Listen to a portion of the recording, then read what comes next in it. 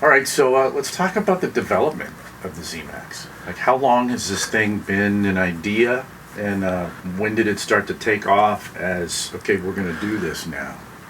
Well, it's been kind of rolling around in my head for a number of years, probably 4 or 5, I want to say.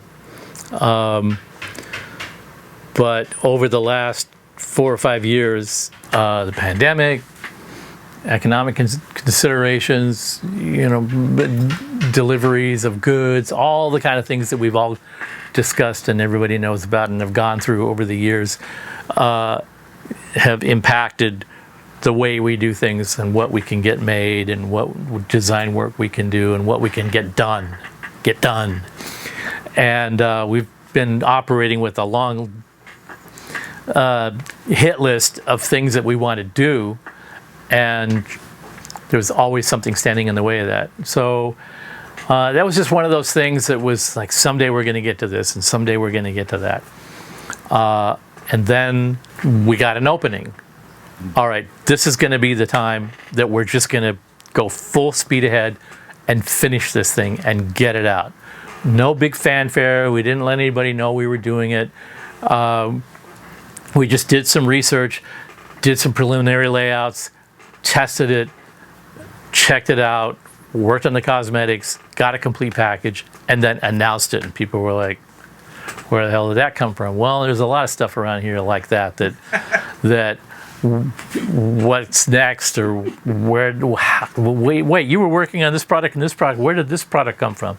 Well, we are taking the position that we're going to work on 5 products simultaneously. We used to do things in a linear fashion. Let's do this, and then when we finish that, let's do this, and when we finish this, well, let's do that. And we realized during all these times of trial and difficulty getting parts and getting things shipped and getting things received, that there was a lot of downtime that we could use exploring other things, because we can walk and chew gum at the same time, and we can do this while this is on standby waiting for something else to happen. And so we kind of all got together and said, we're just going to try to make maximum use of whatever time we have, and whatever downtime affords us the ability to think about something else that we didn't think about the day before. So that's where that came from. And that's why it just seemed to pop out of nowhere. It was gradually working its way to the finish line, and then when we got 100 yards from the line, everybody just started pushing it across the line, and that's where it kind of just seemed to appear out of nowhere, and nobody ever heard us talk about it. I sort of have this problem of sort of leaking information ahead of time, and people go, when's that going to come out? And we didn't say anything about this because we were too busy working on the other stuff that everybody wanted to know about. So we decided it's not going to serve anybody's interest to talk about something that we're just experimenting with, and maybe it's going to work out nice and maybe it's not. Who knows? Well, once we got it all put together and everything just sort of fell into place, we went, all right, it's done. Let's talk about it. And that's what we did. That's what we're going to continue to do going forward. In the process of moving to our new location, we found that we had a much better workflow in our new work environment. Everybody's more productive. Everybody likes the environment better. It's a more comfortable working situation. There's more space, and that comfort level is making everybody just feel better about the day-to-day stuff. So that just is going to make more and more of these kind of things just happen, where like, oh, you finally did that, or where did that idea come from? That's really kind of exemplifies what's going on here, the excitement level of just being able to do stuff and get stuff done. What kept you from doing an amp switcher back in the late 80s or early 90s when racks were kind of the craze? I don't think I ever gave it a thought, honestly. I mean, at that time, people were using refrigerator racks. So I don't think the emphasis was so much on switching between this rig and this rig and this rig. We were just trying to cram everything into one big box and have it all work simultaneously. So I don't recall that there was much demand or interest in switching cabs at the time when we were really just in big amp mode. There were a couple of guys that were wanting to have an amp. I think Bogner had an amp that had 2 jacks that you could switch between jack A and jack B. But at that time, there wasn't much buzz about it. I don't think anybody got too excited about that or cared that much. And the other thing that happens a lot these days that wasn't happening then, which was, oh, you put that feature in the amp, then why don't you make it so that we'll do 4 cabs or 8 cabs or 16 cabs or 24 cabs or whatever. It wasn't like that. It was, oh, I wonder how I could use switching from one cabinet type to another. I don't think the player was that sophisticated at that time. And you might say, with guys rolling around 18-space refrigerator racks, how could you say that they're not that sophisticated? And I would say, I didn't say that the rigs weren't sophisticated. I said the players weren't that sophisticated. A lot of times they would throw down for a sophisticated rack like that, and many times not have the first clue how to use it, when to use it, what to use, how to program it. That's where Bradshaw really made his name.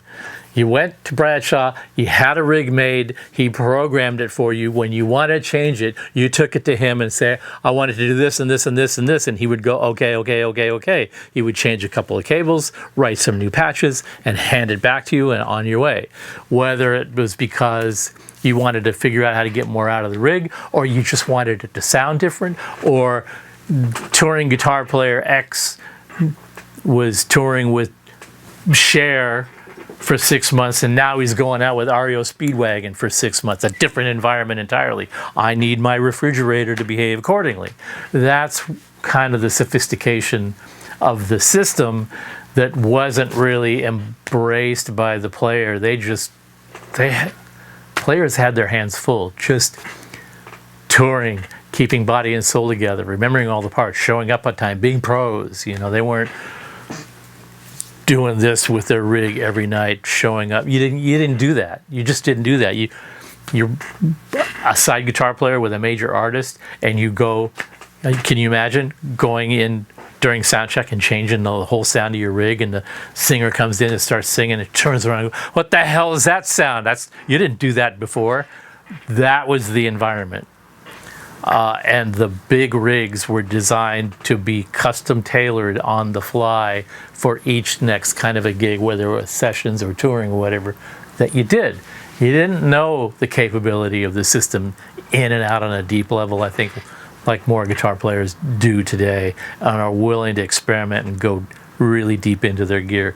So I don't think that that just wasn't a thing. You had a big, complex system that culminated in a big power amp that had 2 outputs that went to 2 cabinets, and away you went.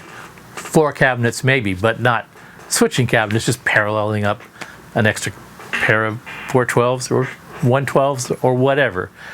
There wasn't a lot of that. So there wasn't really a demand. Just like there wasn't really a demand for attenuators at the time. There were people that were slaving amps into load resistors to use them as preamps, and running them through refrigerator racks that had EQs and compressors, and all programmable, of course, and reverbs and delays and wet dry, all of that. There wasn't much emphasis on the behavior of the load. So why didn't you come up with the power station 20, 30 years ago? Wasn't really that much talk about it. There wasn't really that much demand for it. And the same goes for switchers. We decided that this was something that enough people were interested enough now to pay attention to, that they would understand when we came out and said, hey, you know, there's something that you're not thinking about here with your rig that needs to be addressed, and why aren't all the other companies that are now starting to come out with switching systems, why aren't they addressing this? And we had to come to the conclusion that they don't think that it needs to be addressed, and we do. So that was just a difference of opinion, which gives us the motivation to go do a thing and say, see, here's why we think it's important. And when you put something like that in somebody's hands and they go, there's magic going on in this box, I'd never experienced anything like this. Well, yeah, you've been told for a number of years now that that didn't matter. And here comes this company and said, oh, you know what, it does matter. And we're finding a real interesting response in that. A lot of people are just kind of going, well, yeah, absolutely, I can tell that it matters. And now the thing that bugged me about my rig for quite a while now is gone. That's all that we really needed to accomplish.